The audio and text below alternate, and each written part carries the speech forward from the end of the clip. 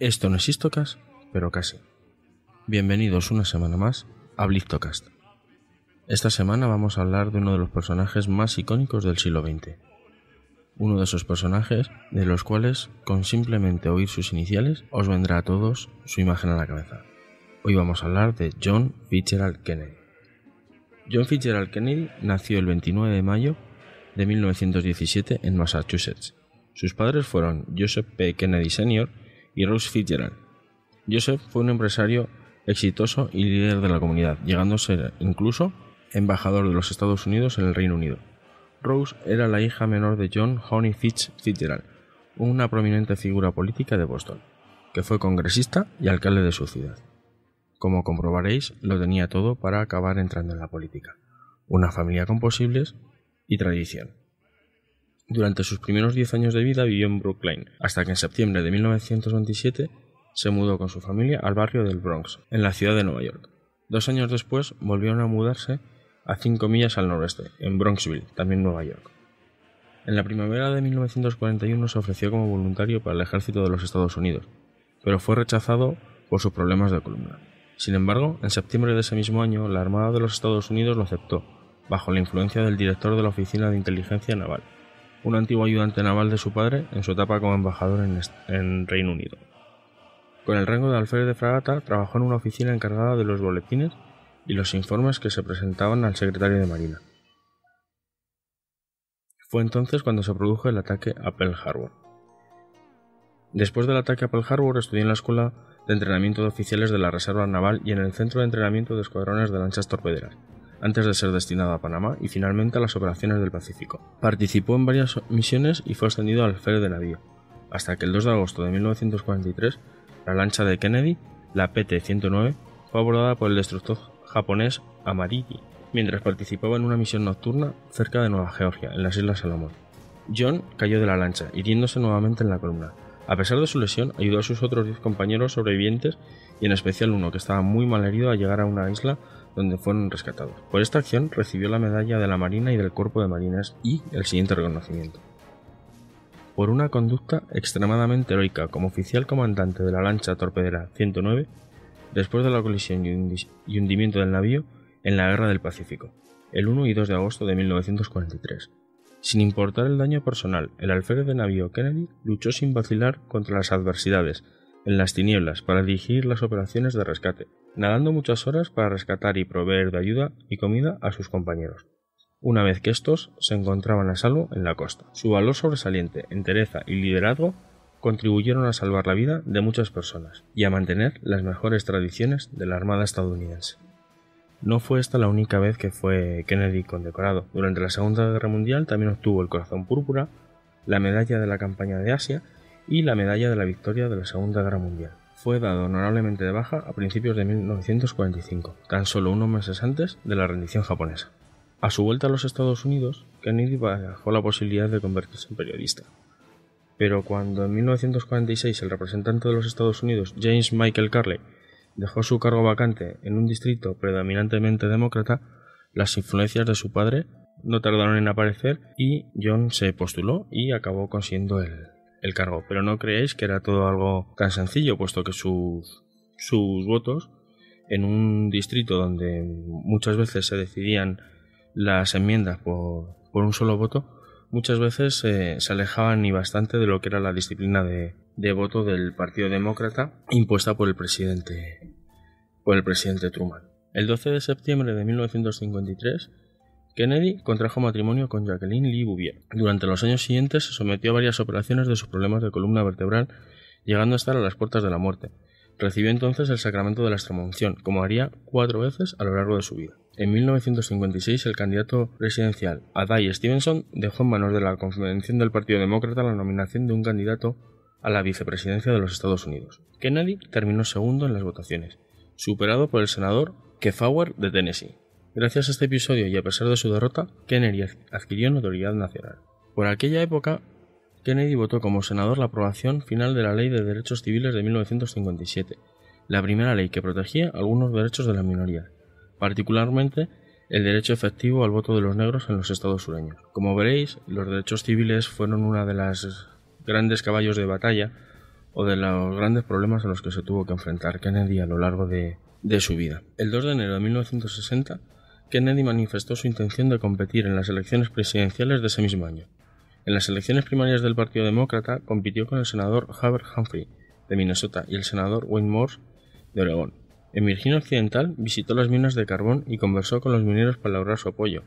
La mayoría del electorado en ese estado era conservadora y protestante, mientras que Kennedy era demócrata y católico, y pese a ello resultó victorioso. En una de estas visitas, Kennedy llegó a decir lo siguiente: al contrario de lo que los periódicos señalan, yo no soy el candidato católico a presidente, soy el candidato del Partido Demócrata a presidente, que resulta que también es católico. No hablo por mi iglesia en temas públicos, y la iglesia no habla por mí, pero si alguna vez llegara el tiempo, y yo no creo que tal conflicto sea remotamente posible, cuando el cargo requiera o que viole mi conciencia o que viole el interés nacional, entonces renunciaría al cargo, y espero que cualquier servidor público haga lo mismo. En esta campaña electoral tuvieron lugar 3 discursos televisados entre el candidato Kennedy y el candidato Nixon. Estos 3 discursos fueron los primeros discursos televisados en la historia de las elecciones en Estados Unidos. Se da la circunstancia de que en el primer debate, mientras que John Fitzgerald apareció relajado, con pinta de haber dormido bien, un aspecto fresco, jovial, Nixon venía directamente del hospital donde había estado ingresado 2 semanas a consecuencia de una lesión en la pierna, y bueno, pues tenía barba de varias horas, no quiso pasar por maquillaje pensando que su experiencia en la política y la inexperiencia de John, por decirlo de alguna manera, le serían suficientes para acabar con él en el debate. Sin embargo, en las encuestas que se realizaron justo después del debate, la mayoría de los espectadores dieron como claro ganador a JFK, mientras que la gente que había oído el discurso por la radio pensaban que Nixon había estado mejor, o en el mejor de los casos que se había producido un empate. En estos discursos inauguraron lo que hoy en la política de los Estados Unidos es algo fundamental, y que, bueno, pues ya sabéis que aquí lo estamos también trayendo, que son los debates entre los candidatos, y demostraron la importancia que podía llegar a tener la imagen que transmitía una persona a través de la televisión. Y así, el martes 8 de noviembre, Kennedy venció a Nixon en una de las elecciones presidenciales más ceñidas del siglo XX. John juró su cargo como 35º presidente de los Estados Unidos el 20 de enero de 1961. En su discurso inaugural habló de la necesidad de los ciudadanos estadounidenses fueran más activos, pronunciando una de sus frases más famosas: no preguntes qué es lo que tu país puede hacer por ti, pregunta qué es lo que tú puedes hacer por tu país.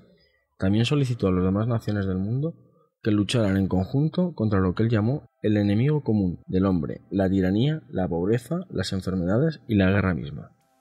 Al final se explayó sobre su deseo de un mayor internacionalismo. Finalmente, tanto si son ustedes ciudadanos de los Estados Unidos como si lo son del mundo, exijan de nosotros la misma generosidad de fuerza y sacrificio que nosotros les pedimos a ustedes. Kennedy llamó a su programa de política interna La Nueva Frontera. Ambiciosamente prometía fondos federales para la educación, atención médica para la tercera edad y la intervención del gobierno para detener la recesión.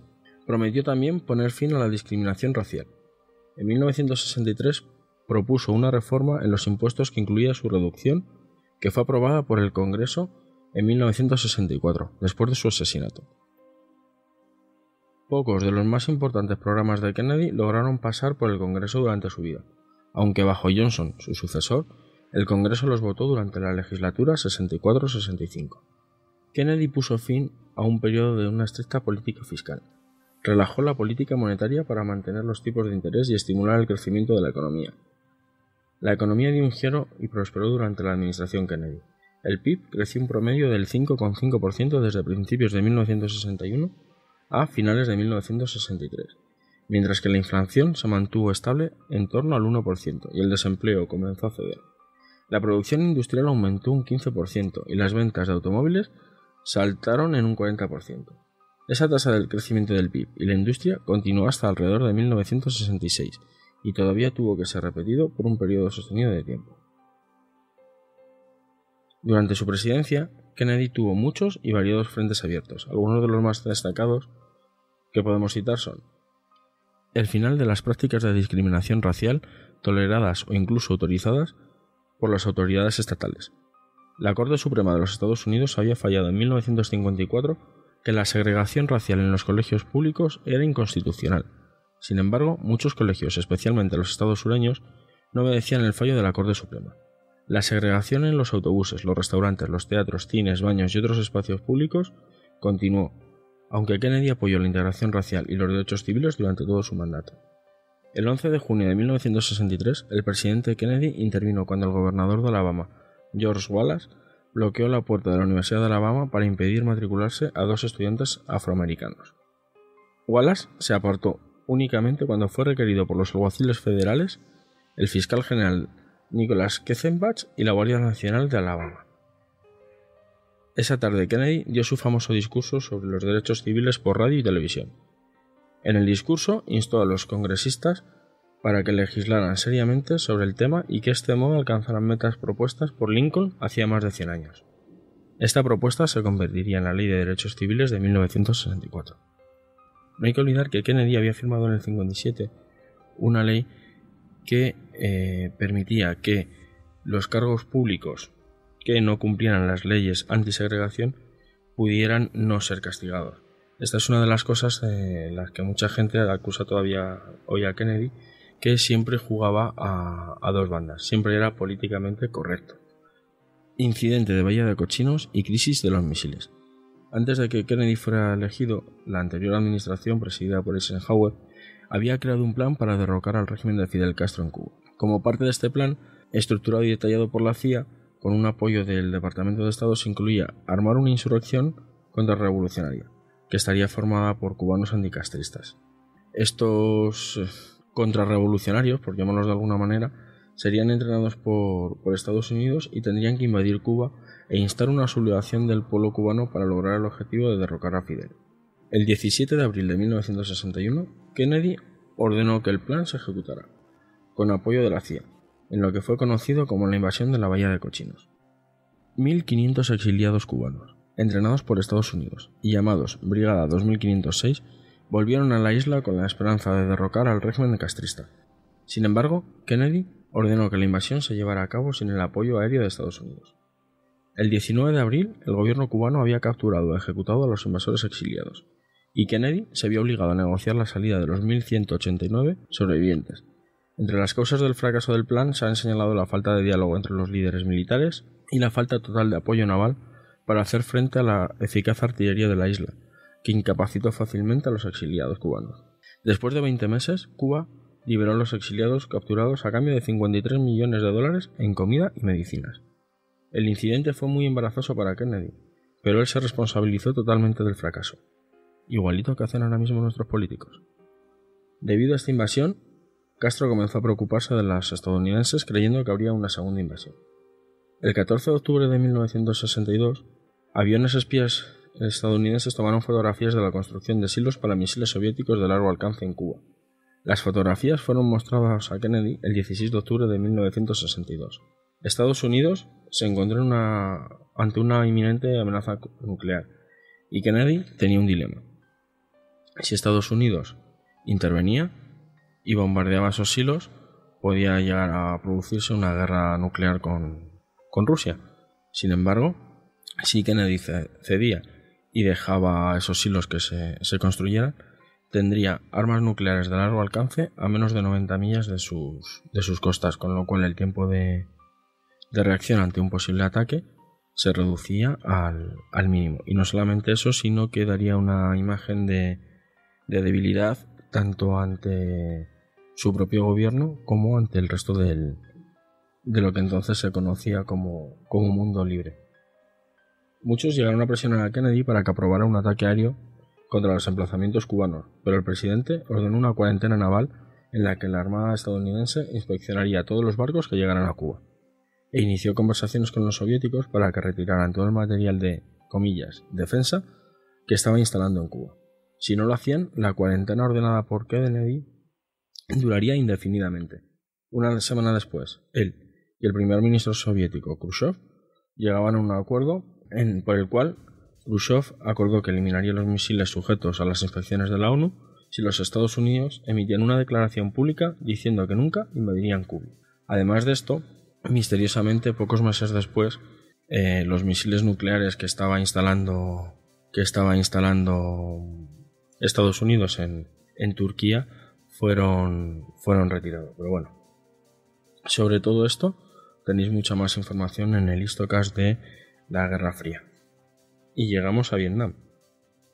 La política de Kennedy respecto a Vietnam empezó siendo una copia de la que había sido la de Eisenhower. Utilizaba una fuerza militar de una manera muy limitada para luchar contra la expansión del comunismo, y llegó a establecer programas para la ayuda al inestable gobierno de Vietnam del Sur, proporcionándole armas, entrenamiento, dinero, comida e incluso el envío de 16.000 soldados, que al poco tiempo fueron aumentando hasta llegar a los 60.000 soldados, incluyendo esos famosos asesores militares. La administración Kennedy aumentó el apoyo militar, pero las fuerzas militares de Vietnam del Sur no fueron capaces de superar a las fuerzas del Vietcong.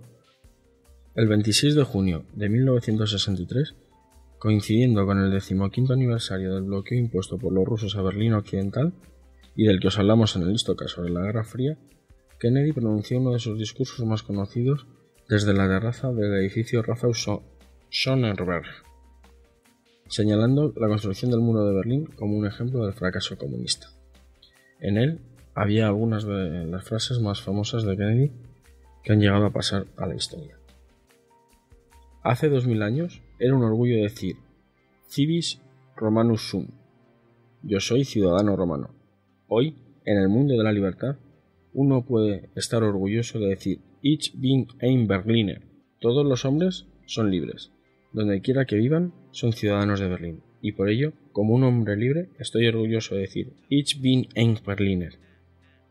Otra de sus frases míticas de este discurso fue: la libertad supone muchas dificultades, y la democracia no es perfecta, pero jamás nos hemos visto obligados a erigir un muro para confinar a nuestro pueblo.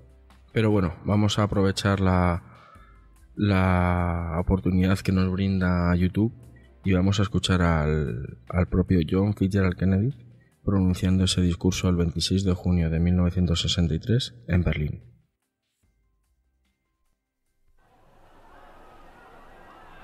I am proud to come to this city as the guest of your distinguished mayor, who has symbolized throughout the world the fighting spirit of West Berlin. And I am proud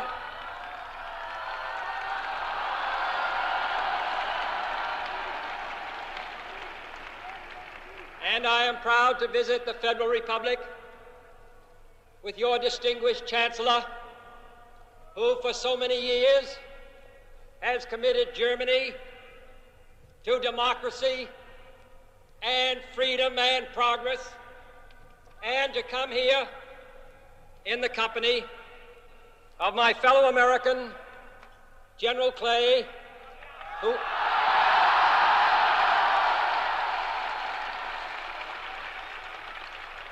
has been in this city during its great moments of crisis and will come again if ever needed.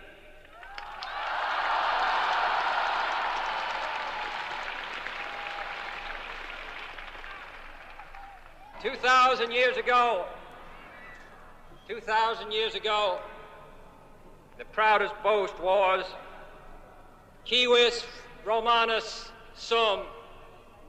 Today, in the world of freedom, the proudest boast is Ich bin ein Berliner.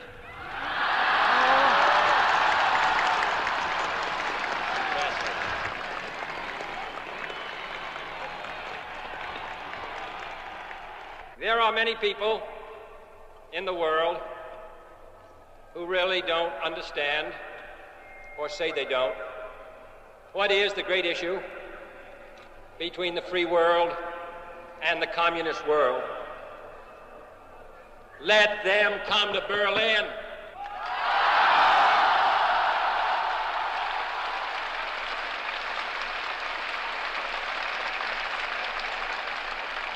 There are some who say that communism is the wave of the future. Let them come to Berlin.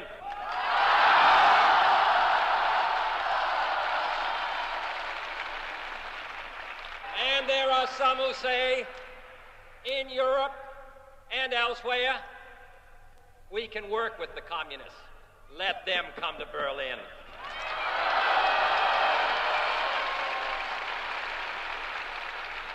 And there are even a few who say that it's true that communism is an evil system, but it permits us to make economic progress. Lass sie nach Berlin kommen. Let them come to Berlin.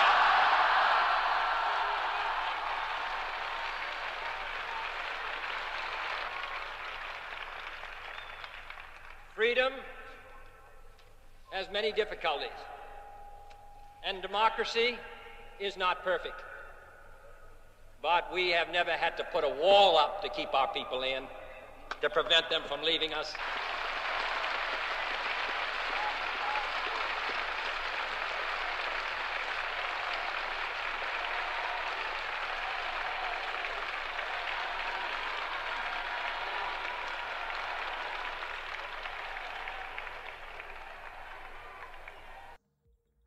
Como veis, la lucha contra el comunismo fue una de las grandes obsesiones de John Fitzgerald Kennedy. No hay que olvidar que aunque fuera un presidente demócrata, con un corte progresista, sobre todo si lo comparamos con el amigo Nixon, en aquella época el mundo estaba dividido entre el mundo libre y el bloque comunista, y no había espacios para medias tintas. El caso es que poco después de este discurso, el 22 de noviembre de 1963, mientras participaba en un acto político en Dallas con fines electorales de cara a la campaña presidencial del siguiente año, al entrar en la calle Elm, John Fitzgerald Kennedy fue alcanzado por 3 disparos, declarándosele muerto media hora después. El supuesto asesino, Lee Harvey Oswald, fue detenido apenas una hora y media después en un cine, acusado en un principio del asesinato de un oficial de policía. Oswald siempre alegó que él nunca había matado a nadie, que él simplemente era una cabeza de turco. Esto no se pudo demostrar, puesto que Lee Harvey Oswald fue asesinado en la comisaría de policía mientras era trasladado a los juzgados por Jack Ruby, un extraño personaje de los bajos fondos de Dallas con implicaciones en la mafia. Creo que a nadie se le escapa el hecho de que las teorías conspiranoicas estuvieron presentes desde el primer momento. De hecho, el 29 de noviembre de 1964, el presidente Lyndon B. Johnson estableció la Comisión Warren, en la que se trataba de esclarecer la muerte de John Fitzgerald Kennedy. Esta comisión acabó declarando que Lee Harvey Oswald había sido el único asesino y que había actuado completamente solo. Sin embargo, en 1976 se estableció el Comité Selecto de la Cámara sobre Asesinatos para investigar el asesinato del presidente John Fitzgerald Kennedy. Las investigaciones del comité duraron hasta 1978 y se presentaron las conclusiones en 1979. En su informe final concluyó, entre otras cosas, que el presidente John Fitzgerald Kennedy fue asesinado como resultado de una conspiración en la que estuvieron involucrados varias dependencias del gobierno estadounidense. El Departamento de Justicia, el FBI, la CIA y la Comisión Warren fueron severamente criticados por dicho comité por su pobre desempeño en las investigaciones llevadas a cabo, y el servicio secreto fue tildado de deficiente por su protección al presidente. Después del asesinato, el cuerpo de Kennedy fue trasladado a Washington, específicamente al ala este de la Casa Blanca, donde permaneció hasta el domingo. El domingo 24 de noviembre, el ataúd fue transportado a una carroza tirada por caballos desde la Casa Blanca hasta el Capitolio, donde fue velado públicamente. El lunes 25 de noviembre se realizó el funeral de Estado, al cual asistieron más de 90 representantes de diversos países. El día siguiente al asesinato, el nuevo presidente Johnson había declarado el lunes como Día Nacional de Luto. En la mañana se realizó una misa en la Catedral de San Mateo de Washington y fue enterrado en el Cementerio Nacional de Arlington. Bueno, pues la verdad es que hasta aquí esta brevísima biografía de John Fitzgerald Kennedy. Solamente quería traeros a este personaje que siempre me ha llamado muchísimo la atención y del que, si todo sale según lo previsto, tendremos un programa largo de Histocast en el que podremos entrar mucho más en profundidad y hablar no solamente de Kennedy, sino de algunos de los aspectos que hemos tratado en este Histocast y de los que ya se trataron en los Histocast tanto de la Guerra Fría como de Vietnam. Histocast que, por cierto, si no habéis oído todavía, os pido que lo hagáis, os recomiendo que lo hagáis encarecidamente. Y bueno, hasta aquí ha llegado mi Histocast de hoy y espero no tardar tanto en tener el siguiente. Adiós.